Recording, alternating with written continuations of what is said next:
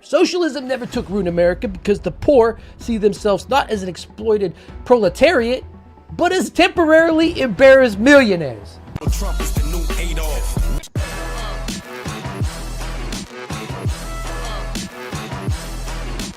When it comes to this channel, I usually use my political science degree, right? My years of campaigning and fundraising. But I never really get to use my totally useless English lit degree, you know what I mean? Except when I'm screaming out Chaucer's Old English at the height of orgasm. But you guys don't get to see that. That would be a very different channel on a very different platform. When I asked the wife, would you like to ride upon my dragon to St. George? Would you like some horizontal refreshment? And the reason I don't talk like that is because my wife would only see this milady guy. This meme right here. Hello, milady. Permission to enter. No, if you talk like that, every woman's drawbridge is about to go up. But there is a genre baked into America's DNA, the United States' DNA, and it's reflected in books, art, movies, film, you name it. It's the idea that anyone, whether you're in a trailer park or you're fresh off the boat, anyone out there can go on to become a billionaire. Anyone out there can go on to become president of the United States. And the name this myth has been given over time, one of the commonly used ones, is the Horatio Alger myth. It's the belief that anyone could go to poverty to wealth through hard work, virtue, and determination. It's named after Horatio Alger. Imagine that! The Horatio Alger myth is named after Horatio Alger, a 19th century American author who wrote garbage tier fiction about how poor boys became rich boys by being good, honest, and hardworking. And no, Horatio did not write about any hardworking women out there who became successful from their hard work. It wasn't the time for that. Maybe in another episode we'll talk about that. Basically, all the stories followed this same formula. A poor kid struggles in the street. He stays pure-hearted, works hard. Jesus is going to help you. A rich benefactor notices his virtue and helps him. The kid becomes wealthy through sheer perseverance. Some of the OGs on the channel, most of the people that subscribe, honestly, I think you might be getting a little ahead of me now. And we're going to talk about Hillbilly Elegy. We're going to talk about J.D. Vance in just a minute. The Horatio Alger myth plays into every man's stories, right? Meritocracy myths. The idea that you're just a little smarter, a little luckier, a little harder working, you can win this game in this country. And before we get into it, welcome to the channel. I'm your host, MJ. This is the Chud Report. Like and subscribe if you enjoy this. And let's continue talking about the Horatio Alger myth. And to do that, let's talk about the pinnacle, the zenith of every man. Forrest Gump. Forrest Gump is your perfect Republican voter. For one thing, he's special. He's touched in the brain. Forrest fights in Vietnam, but he never asked the reason why. The perfect soldier, right? Just like Iraq, just like Afghanistan. The fact that they don't want us to take them over makes me want to invade. I want to quench my imperialist thirst. By an accident, Forrest Gump buys Apple stock, becomes a millionaire. Growing up disabled, poor in the South. You know, Jenny, dirt poor. What does he do with it? Does he reflect on this newfound wealth? Find ways to address class struggle? Of course not. Of course not. He buys Twitter, right? Forrest Gump buys Twitter. Names it after his porn site. Because as I've said, Elon Gump is mildly special, touched. I'm not a smart man, Jenny, but I do know that apartheid labor is cheap. And a slight jump off point here, think about the people in your life who think Elon Musk is a genius. Just think about it, picture him. And if you don't have anybody in your life who thinks Elon Musk is a genius, congratulations! I envy you. But if you do, there's one thing they all have in common. They think he invented electrical cars, and they think he's a self-made immigrant. He's the everyman in the myth. Made in America. Actually made in South Africa. Daddy owned an apartheid mine. Basically slave labor. This poor boy, this poor immigrant to America. He got all his money for his first company.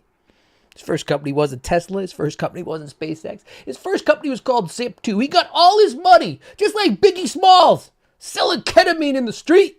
But the actual truth is, Musk did all the ketamine. He got high on his own supply. Then he's got his money from his daddy and his daddy's rich friends. And then they came up with a society-changing, Zip2, a society-altering invention that no one could have foreseen coming in the early days of the internet. Are you ready for this? Zip2 took the physical phone book and put it into the computer. Genius! The smartest man, Iron Man of our time. One small step for man. And why haven't you heard of Zip2 today, this groundbreaking invention that gave us Elon Musk? It's because, obviously, other people had thought of it. And so he was bought out by a bigger company. There's a chance I could be the next Elon Musk. You know, I could be a billionaire in this country. The only thing holding me back is the whole emerald mine thing, the whole generational wealth thing, maybe the prep schools he went to his entire life, and then maybe being bought into Ivy League schools. But besides that, it could be me. But let's get back into the forest. Let's get back to Forrest Gump. He meets political figures right here, right? JFK. I gotta pay. He meets Nixon. Thanks for the Rush Limbaugh medal, Mr. Nixon. But I have zero thoughts on politics. The Republican Party has convinced you that speaking about politics is akin to Jehovah's Witnesses coming to the door and trying to make you religious, right? It's uncouth to talk about it with your family or friends. And there's a reason for this. One of the reasons, groceries are triple the amount right now. Eggs! What happened to my eggs? They can't even acknowledge, Republicans can't even acknowledge that this was a Sig Heil. Both sides of my family, my in-laws, our great-grandparents, they both fought against the Nazis. But this generation, our generation, every generation after that is way too separated from being that generation. So they don't find comfort in knowing that we were the good guys in this thing that happened 80 years ago. That's not the comfort they receive, right? The comfort they receive is that they're in a club.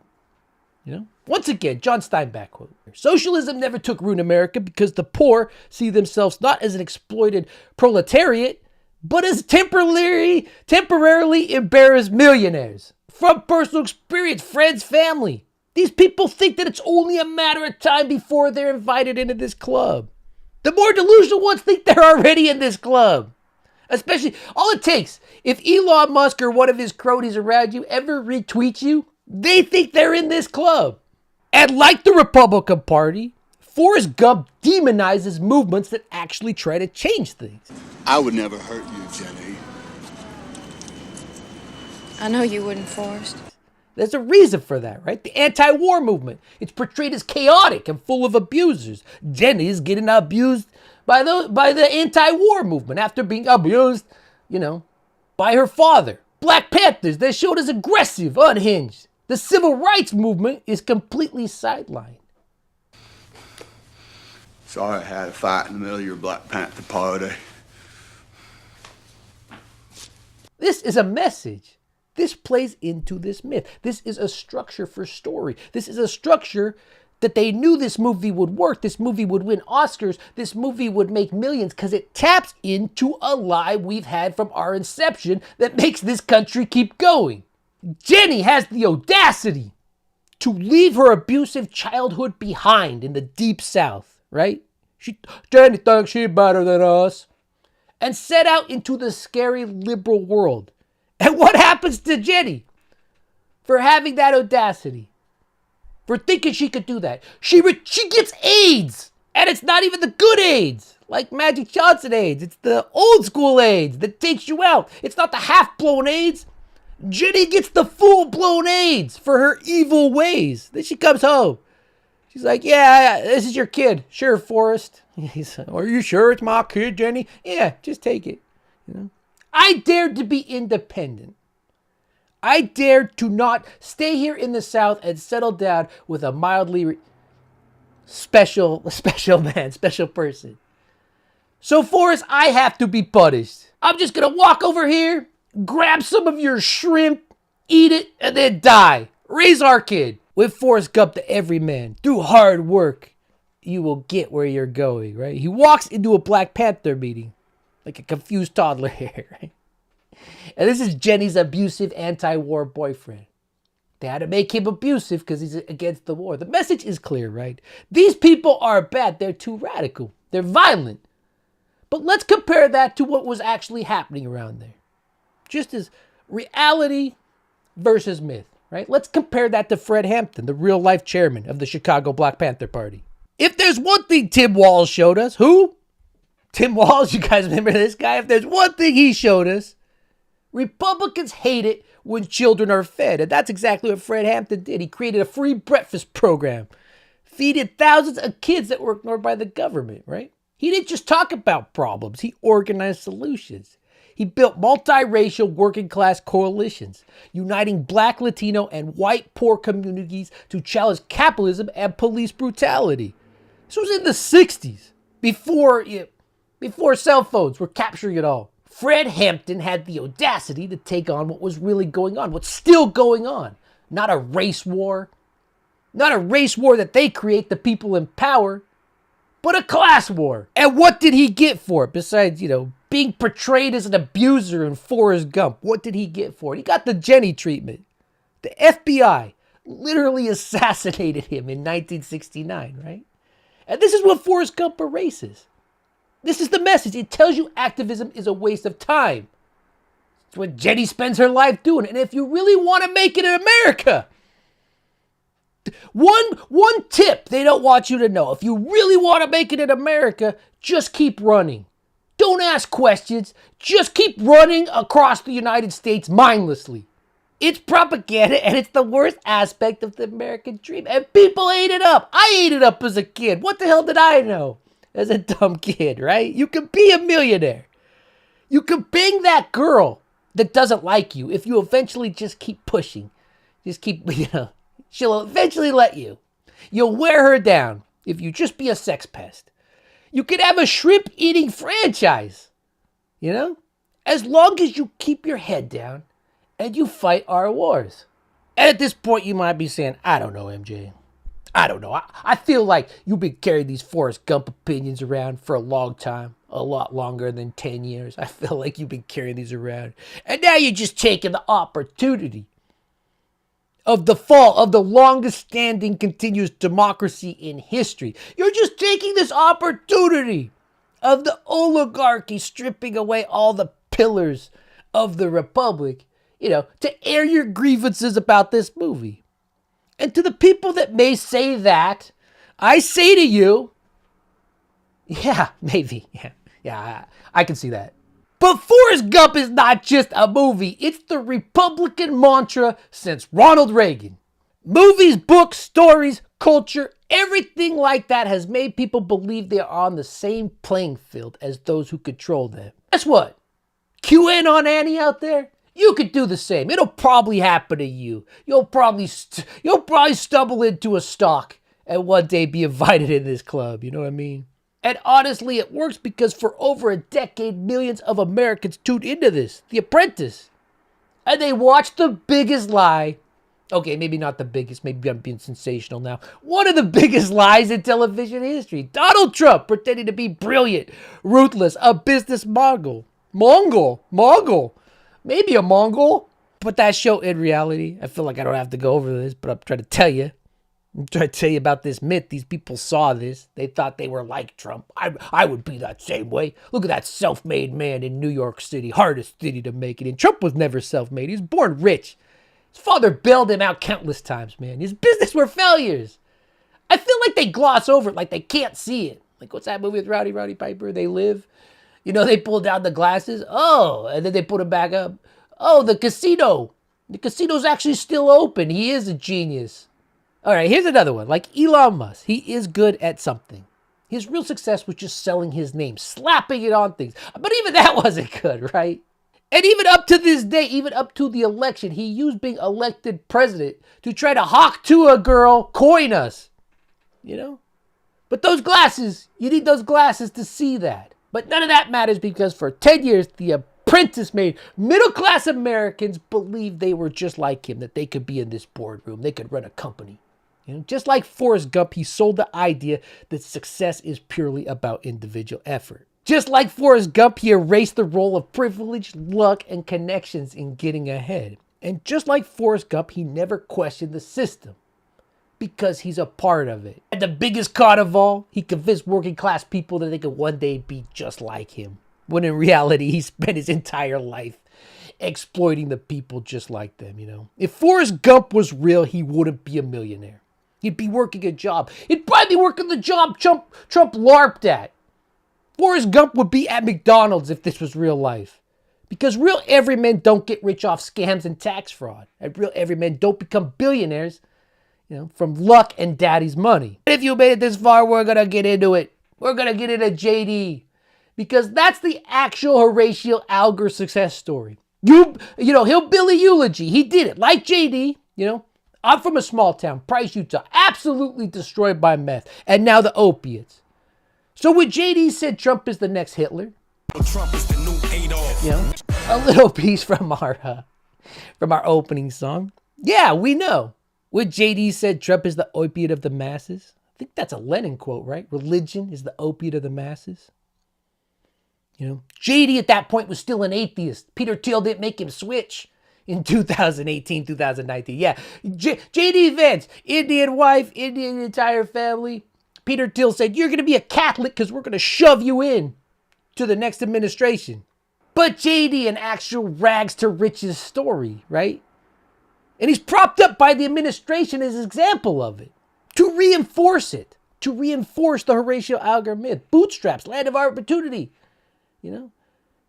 But once he got in, and once anybody like this gets in, they get in through the back door. And if you've ever snuck into a club, maybe in my younger days, when you sneak into a club through the back door and you're not supposed to be there, you have to act like the people that are there. You have to be a prop within that club so people don't notice, so you don't get thrown back out of the club. There's a lot of benefits to the club, especially when you're entering an oligarchy, especially when you're entering a kleptocracy. But the truth is, Peter Thiel's been licking his chops for this kid for more than 10 years now, prepping him for this, funding his front businesses that went nowhere.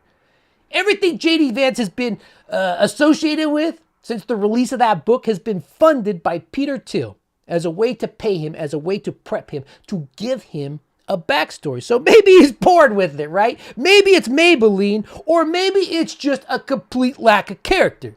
Humiliation, abandoning morals, and even sacrificing your children and wife to the altar of power is what is in store for the actual bootstrappers that make it. So, if you're buying into this myth, if you're one of these people that think one day it'll be you, that's what you have in store, right? JD Vance hiding in the back somewhere, or Linda McMahon, ready to make you all dumber, ready to take up Secretary of Education, is right next to the king there. One of Elon's Hitler youths, one of these kids going through all your information, all your privacy right now. His name's Marco Eliz. He tweeted out, you could not pay me to marry outside my ethnicity. Right? He wrote, normalize Indian hate in reference to another post on the large population of people from India in Silicon Valley. Normalize Indian hate. This is JD Vance's family right here. This is family, right? As I've said, he snuck in the back door. He doesn't want to make a stink. But normalize Indian hate? Wonder if someone said, for all the white guys out there, all the white Republicans, wonder if someone wrote normalize white hate. Like during Obama. Wow. All right, yeah, let's pretend Obama's going through all your personal information. And one of the kids he has doing it writes, normalize white hate. Are you just going to be cool with that? Because it appears JD is. Here's my view. I obviously disagree with some of Eliz's posts. I don't think you do. But I don't think stupid social media activity should ruin a kid's life. He's 25 years old. We shouldn't reward journalists who try to destroy people ever, or report the news, I guess. So I say bring him back. Now, once again, this is JD's family right here, right? This kid is 25 years old. Do you think he wrote this tweet 10 years ago? You think he wrote this tweet 5 years ago? Hell, do you think he wrote this tweet 1 year ago? He wrote this tweet back in September, October. This kid He's changed in 4 months, this 25-year-old. It is my son, who's 7, is in the hotel room with me, and he's really into Pokemon cards right now. He's going through a Pokemon phase. Are you guys into Pokemon? I was back in the day. Okay, Yeah, That's a big phase right now, I think, in general. Yeah. So, I mean, he's really into it. So he's trying to talk to me about Pikachu. And I'm on the phone with Donald Trump, and I'm like, son, shut the hell up for 30 seconds about Pikachu. Son, shut the hell up. Son, I'm on the phone with Donald Trump. You know, perfect example here of how he goes from self-hate, from where he came from, the people he came from. I mean, that's all he does in his book. I do the same thing, right? I crap all over my hometown too. I get it. But he took that self-hate, and in order to stay in this club, son, shut the hell up. He's transferred it to Indian hate. I hope that helps clear up why some of this is like it is. If not, at least I got to use my English degree. The Chud Report. Thank you to the subscribers. Thank you to the members. Keeping us alive. If you want to support this channel further, go check this out. A Texas for the Democrats. And I don't like that. But the fact that they don't want us to take them over makes me want to invade. I want to quench my imperialist thirst.